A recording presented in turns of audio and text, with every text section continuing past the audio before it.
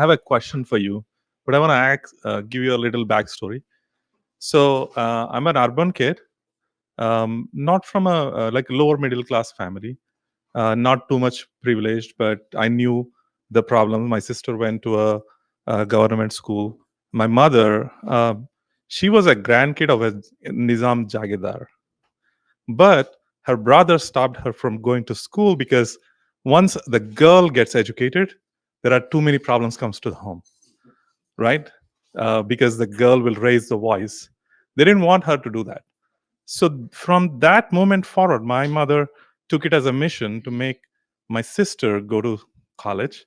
She said my sister had to study, do her master's. She did her master's in Arts College, Osmania.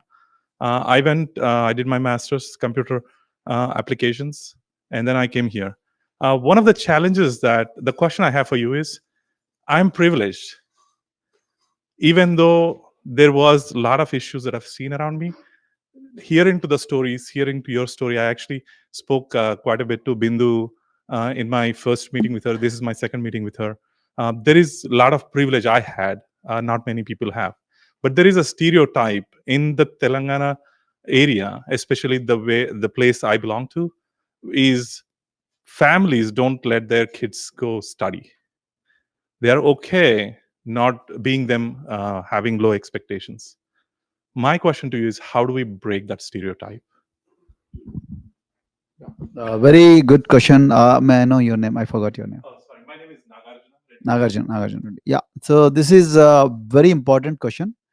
So one of the important things that we can do to break this vicious cycle is to send as many role models as possible into the communities. That is the only way you can change the mindset of people. That's the reason why in all the schools that I have managed in the last 9 years, every third Saturday we used to send people under the program called lessons of life, lessons for life.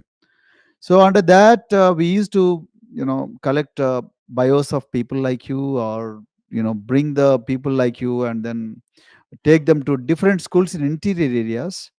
And on that day many parents also would come.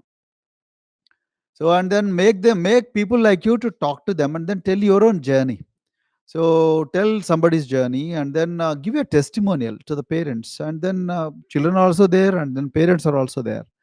And second thing what we did was take all these role models back to the communities. Parents are illiterate, so but they want for generations. Telangana is one of the states where you have 5 generations working as coolies. The great grandmother worked as coolie, then grandmother worked as coolie, then mother worked as coolie, and then daughter is also working as coolie despite education. Why despite education daughter is working as coolie? Because there is nobody to take care of the family. Then the incomes are very low, and husband is sick. So that's why daughter is forced to go to coolie.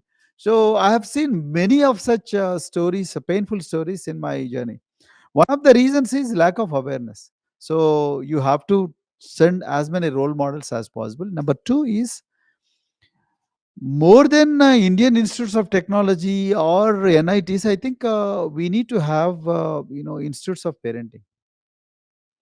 In India we don't have institutes of parenting. So today I met someone who is working for institute of aging.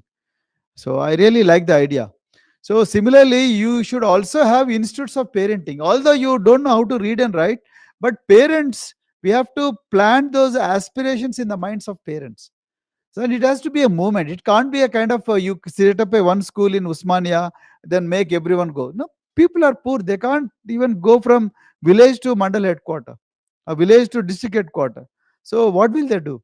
So that's why we need to have schools of parenting on a larger scale. So probably these two things will change. And the third thing is syllabus, changing the syllabus. So in our syllabus you hardly find the inspirational stories.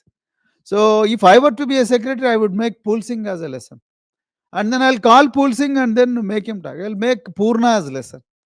So, and I'll make Venkat Maharaj listen.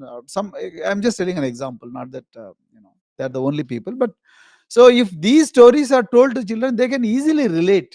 And then when I tell Nagarjuna is kind of rags to riches story, and then now see how Nagarjuna looks like.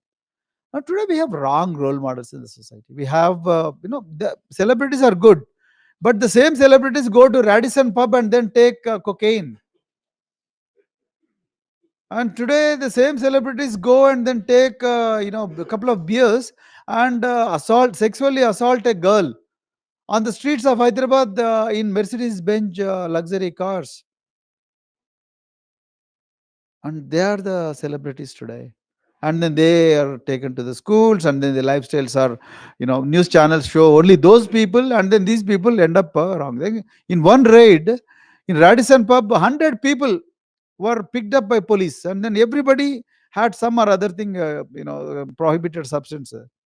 And these people are from high society, and then people talk about only those people. Why don't they talk about you? Why don't they talk about this girl? Because they are not, their TPR ratings will not go up. So that is a problem in the society. So we have to break that. We have to dominate the conversation with stories like this. Then only people and parents will change. So I think this is what is the solution. Otherwise, we are going to in social welfare. I created a program called Future Parenting. So thanks to Corona, COVID-19 pandemic. So during COVID-19, what I did was every week I trained about 1,000 parents. So like that, I trained about 40,000 parents. During that session, Zoom calls. Everybody would be given a Zoom link, and then that fellow will install a Zoom app and then do it. So during those Zoom conversation, I used to call people like you. I used to call people like Rai Dasmanthan. I used to call people like Venkat Maharaju, Bindu. So everybody who has done something great, and then make them tell the story. So probably that might work. But it has to be a moment. In India, place like in India, government departments will not be able to bring the change entirely. It has to be a movement like Acharya Vinobhava was Bhudan movement, or freedom movement. So or Telangana movement. You have to have a movement. Unless something becomes like a movement, the change won't happen in India. I've seen the last 26 years, one of the most important learnings for me as an Indian citizen and as an officer is, yeah, change happens in India only when it becomes a movement. So now yeah, it has to be connected emotionally. Then only it means there is no emotion, then it won't happen. Yeah, that's true. He's right. It has to. Yeah. Thank you. Yes.